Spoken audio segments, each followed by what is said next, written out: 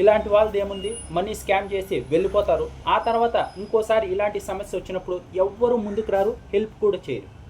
ఇప్పుడు తెలుగు స్టేట్స్లో ట్రెండింగ్ అవుతుంది.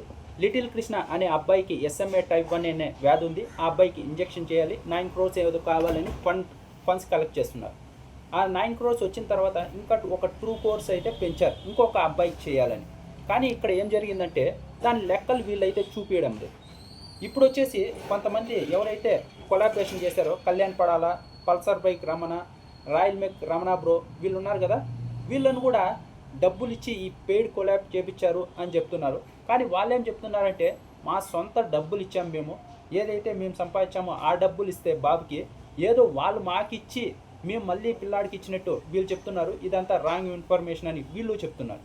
ఇప్పుడు ఇది ఎక్కడ జరిగిందంటే అది స్క్రిప్టెడ్లు కూడా చాలా ఉన్నాయి దీంట్లో. వాళ్ళందరూ ప్లాన్ చేసుకొని చేశారు. ఒక బాబుని కాపాడాలని ఏదైతే స్క్రిప్ట్ చేశారో అది ఓకే, కానీ ఆ బాబు దగ్గర వచ్చిన డబ్బుల్ని వీళ్ళు ఎత్తుకోవడం అనుకోవడం చాలా దారుణం. దీనివల్ల వీళ్ళకేం కాదు, ఇప్పుడు బాబు ఎవరైతే ఉన్నారో ఆ అబ్బాయికి ఫండ్ ఏదైతే ఉందో అది వచ్చేసింది, ఈ బాబు బతుకుతాడు. ఇంకా చాలామంది SMA type 1 వాళ్ళు ఉన్నారు. ఇంకోసారి ఎవరు ముందుకు రారు హెల్ప్ చేయడానికి. జగదీష్ బ్రో ఎంత బాగా డీల్ చేశాడు పునర్విక విషయంలో.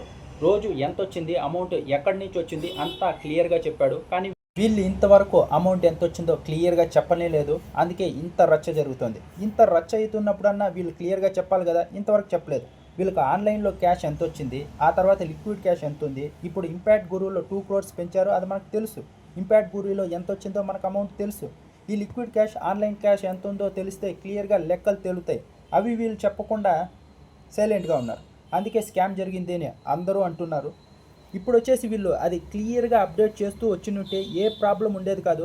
ఇప్పుడు వీళ్ళు ఇలా చేసి ఇప్పుడు ఈ బాబు లిటిల్ కృష్ణకి ఏదైతే అమౌంట్ కావాలో అది వచ్చేసింది. బాబుకి ఇంజెక్షన్ చేస్తారు, బాబు బతుకుతాడు. నెక్స్ట్ ఎవరైతే SMA type 1 అని బాధితులు వచ్చి మాకు హెల్ప్ చేయండి అంటే ఆలోచిస్తారు. ఇంతకు ముందరే ఇలా స్కామ్ చేసి హెల్ప్ పేరుతో చాలా 2 కోట్ల వరకు నొక్కేశారు. ఇప్పుడు వీళ్ళు తీసుకుంటారో బాబుకి ఇస్తారో తెలియదు కాబట్టి ఎలా హెల్ప్ చేయడం అని ఆలోచిస్తే ఆ బాబుకి ఎవరు హెల్ప్ చేస్తారు, అప్పుడు ప్రాణాలు పోతాయి. అందుకే ఇలాంటి వాటిల్లో ఎవరన్నా స్కామ్ చేస్తే వాళ్ళు అసలు మనుషులే కాదు. పాపం హెల్ప్ చేయడానికి వచ్చిన వాళ్ళని కూడా ఈ స్కామ్లో అయితే ఇరికిస్తున్నారు.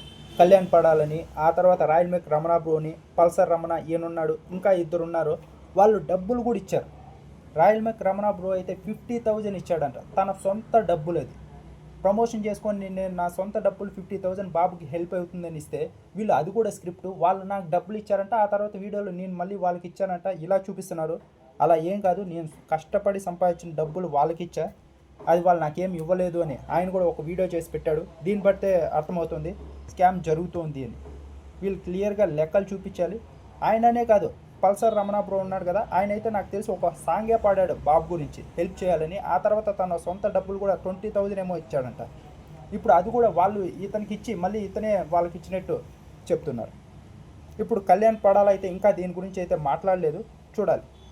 ఇలా హెల్ప్ చేసిన వాళ్ళనే స్కామ్లో ఇరికిస్తే నెక్స్ట్ ఎవరన్నా SMA బాధితులు ఇన్ఫ్లుయెన్సర్స్ దగ్గరికి వెళ్ళి మాకు ఇలా హెల్ప్ చేయండి, మా బాబుకి హెల్ప్ అవుతుంది అంటే లేనిపోని రామాయణాలు మాకెందుకు అని వాళ్ళు హెల్ప్ చేయనంటే అప్పుడు ఆ బాబు పరిస్థితితో పాప పరిస్థితితో ఏం చేయాలి.